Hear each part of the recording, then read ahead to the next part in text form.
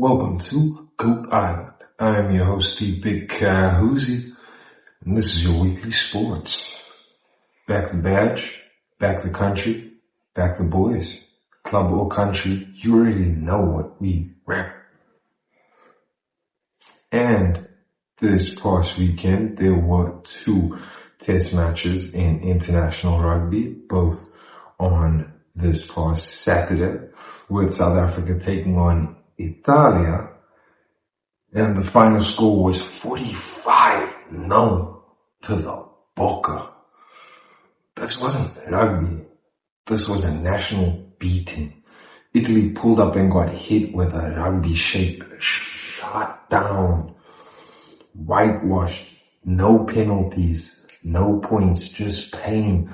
The Boca were electric. Line breaks, offloads, breakdown domination, and the best part, clean sheet, heritage play from the champs. And the other test was New Zealand versus France at Sky Stadium in Wellington, and the final score was 43-17 to the All Blacks. We called it, said they double tapped France, and that's exactly what they did. That Wellington crowd, unholy. France had nothing, like a pastry with no filling. All fluff, no substance. The All Blacks, straight mama, bro. We said the All Blacks would win, and they delivered. The dub streak continues. And this coming weekend, we've got South Africa versus Georgia on Saturday the 19th of July at Mbombela Stadium in Mpumalanga, South Africa. Kickoff at 5:10 p.m. And then New Zealand takes on France for the 3rd test at FMG Stadium, Waikato in Hamilton, New Zealand. Kickoff at 9:05 in the morning. Now, France might show some fire, but this Kiwi team smells blood. Clean sweep loading. Prediction? All Blacks win again. That 45-0 stat line, plus whitewash like it's laundry day, Italy got folded, pressed and dried. This ain't boxing. This ain't casual. This is blood, legacy, aura. This is the UFC. This is Goat Island. Fighters, ready? Before the cage locks, let's talk drama, rankings, and Dana's addiction to chaos. Now, Dana White's talking madness again for the 2026 4th of July UFC White House card. He's not denying and is completely open to Conor McGregor and John Jones both headlining the card. And I mean, is this a fight card or a rehab reunion? Coked up Notorious, Indecisive Bones, both on the same card? That's either genius or a felony. But if it happens, we watch it. And now it's, what's Hunter's number? Of course, we are making the welterweight great again this month. And you want violence? Cool. These are the fights that get you to the title. And make sure that it's worth it. So, we got 2 number 1 contender matches that we'd make if Hunter would just pick up the damn phone. Our first one is Joaquin Buckley versus Bilal Muhammad. Buckley's hype is boiling even after that decision lost to Usman, but he needs a real test. Bilal also needs a comeback fight that forces fireworks. This one has fight of the year energy, style clash, statement scrap. Why? If Buckley wins, star officially built. If Bilal wins, redemption arc loading. No losers, just war. And the second number one contenders match we would make is Ian Machado Gary versus Leon Edwards. Former teammates, tension, and two elite strikers with something to prove.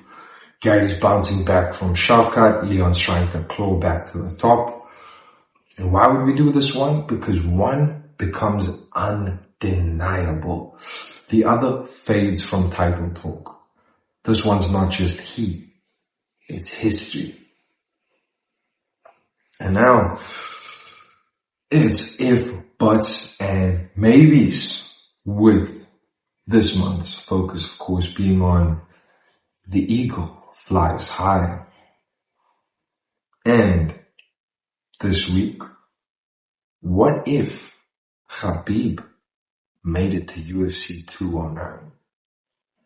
See, back in 2017, Khabib versus Tony was booked again. But that weight cut, bro collapsed and the fight got scrapped. It's on the tape on what could have happened if he made it. Firstly, this was Khabib versus Tony for the interim title. Never happened. But if it did, Khabib drowns him in deep waters. Straight wrestling clinic. Tony's wild, but not wild enough. Also, what this means for Khabib in the title race and the eagle flying high, seeking that target of UFC gold, it means no delay for the title. Again, it means no frustration, and probably that bus incident in New York never happens with Conor. Khabib might have stayed calmer, but he might have never become him. Sometimes the detour builds the legacy. If McGregor never attacked that bus, Khabib might have never turned savage. Now, if it's smoke you want, we've got fire. Wrestling ain't fake. It's just scripted violence with real legacy. This is just heat, where we shoot first and shoot often. Now, this week's Who's the GOAT category is End of an Era. The divas die, the superstars rise, and this month's best of for the women is the best title change of the modern women's era.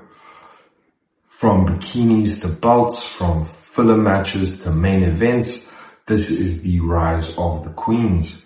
And our GOAT pick for best title change is Charlotte Flair versus Rhea Bloody Ripley at WrestleMania 39 Night 1.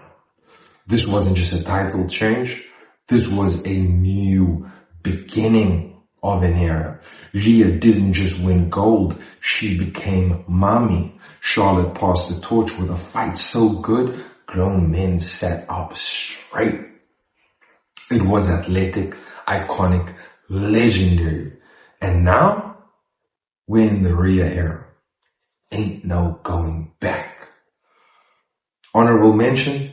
None. Nothing comes close. Rhea didn't win the belt. She took the throne. WrestleMania 39 Night 1 wasn't a match. It was a coronation. This ain't just gym talk. This is for the growth. For the graft. This is for the gains. Now let's go down to Chow Town where the macros hit and the meals slap. And our tip, feed me more. Eat like your muscles depend on it, because they do. Fuel up, pre-lift to push even harder. Eat right after training to start the growth, then eat again. We're not grazing, we're feeding the machine. Muscles don't grow in the gym, they grow in the kitchen. So fill up the tank. Why? For the gains. You're not bulking, you're building. And a machine that doesn't get fuel doesn't run. Now, that's a wrap for this week's Sports Drop. And you should probably, like and subscribe. And if you have any thoughts, drop a comment. And from Goat Island, this is the Big Ka Huzzi. We'll check you again.